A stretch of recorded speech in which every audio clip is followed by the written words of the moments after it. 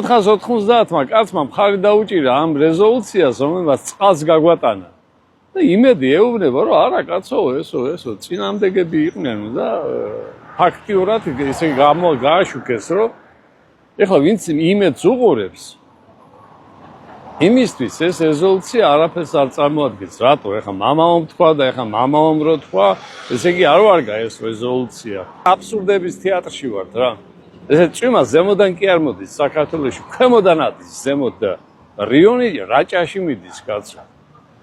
შავი ზღვიდან. აი ამას მიაჩვიეს ჩემი საცოდავი გაუბედურებული ხალხი და ჩემი ხალხიც კმაყოფილია. მე ვიცი ეს კმაყოფილება საიდან მოდის.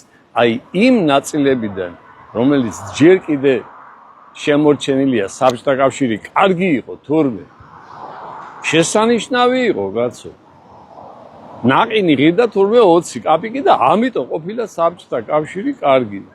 და აგიჟებენ ამ ბავშვებს და ნუ ეხლა ბავშვმა რა იცის რა იყო საბჭოთა კავშირი. ჩემთან ურთიერთობა არ უნდათ, იმიტომ რომ მე ვიცი ძალიან კარგად რა სიმახინჯე იყო ეს. და დღე არ გავა რომ წარეთ არ ვნანობდე რომ მაშინ გავჩდი ამ ქვეყანაზე, როდესაც საბჭოთა კავშირი იყო. მაგრამ ბედნიერი ვარ იმას მოვესწარი რომ საბჭოთა კავშირი აღარ არის და ჩემი შვილიშვილები ცოტა უფრო თავისუფლად იცხოვრებენ. და თავის ცხოვრებას თავისი ჭკუით ააგებენ, ააშენებენ.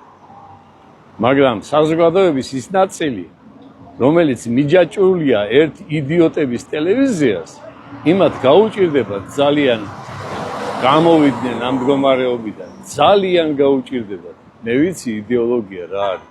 ის, რასაც ესენი აკეთებენ, იმათთან შედარებით ესენი არიან ბაჭიები. აი იდეოლოგია მე მკითხეთ, ზუსტად იქ მუშაობდი.